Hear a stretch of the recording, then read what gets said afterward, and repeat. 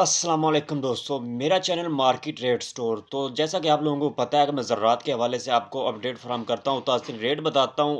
खालिद हसैन बाट की एक और स्पीच सामने आई है। मैं बहुत से प्लेटफॉर्म से अटैच हूँ, जैसे कहीं से भी कोई खबर आती है ताज़ा सबसे पहले आप लोगों तक पहुँचाई जाती है। ज़रा पहले आप आज के ताज़ा रेट देख लें, उसके बाद आपको खालिद हसैन बाट की स्पीच सुनाई जाएगी। तो चैनल को सब्सक्राइब भी लाजमी कर लीजिएगा। अगर वैसे मैं रेट बताऊं तो वीडियो लंबी हो जाती है, आप लोग देखते नहीं, लेकिन देखा ज़रूर करें, आपके तावन की ज़रूरत है। खालिद खोखर साहब का पता है कि 4 फाइलों पर अपने साइन करवाते हैं और अपने ही मकासद हासिल करके किसानों को सौदा करके निकल जाते हैं। क्या आप भी अब सौदा करने के लिए आए हैं, क्या करने आए? जी बहुत शुक्रिया आपका। आप यकीन करें कि मैं 8 दिन इस्लामाबाद बैठा रहा, गवर्नमेंट ने हमें प्रेशर भी दिया, हमें डराया भी, धमकाया भी, लेकिन हमने 8 दिन धरने पे बैठे रहे। वही डी टॉक जिस पे कोई नहीं बैठ सकता, 8 दिन में बैठा रहा और 1800 रुपए का पैकेज प्राइम मिनिस्टर ने ऐलान किया।